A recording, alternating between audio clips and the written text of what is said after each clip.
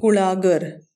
सुटयेच्या दिसांनी आमी एक दीस कुळागरांत वचूंक थारायलें. चल या फोंडेच्या कुळागरांत अशें म्हूण आमी भायर सरलीं आनी 2 वरांची वाट काडून थंय पावलीं. हांगा झाडांनी व्हांवपी शीतळ वारें आनी पांचवो वाठार पळोवन आमी कुशाल जालीं.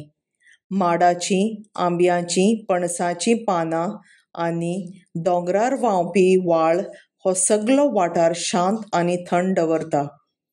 कुळागरांत कितल्यो माडयो मदीं मदीं बिमलीं घोंसांनी लामतात.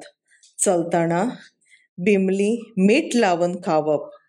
माडाचेर चडपी मिरयां वेल, मदींच जायफळाचें रोंपें, थंयच लिंबिणीक लिंबे लामतात ते दिसतात. हळदीचीं पानां पळोवन पातोळ्यांचो उगडास येता. कुळागरांतलो तेरो भिकणां घालून सगल्यांचे आवडीचो.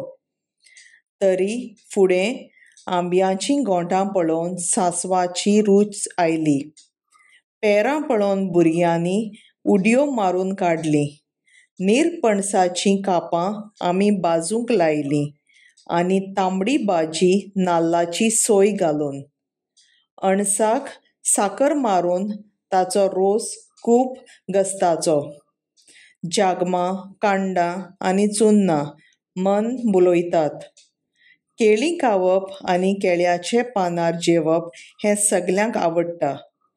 कोणूय तर सैमाच्या कांकेंत दीस सारूंक सोदता तर ताणें कुळागरांत वेचें.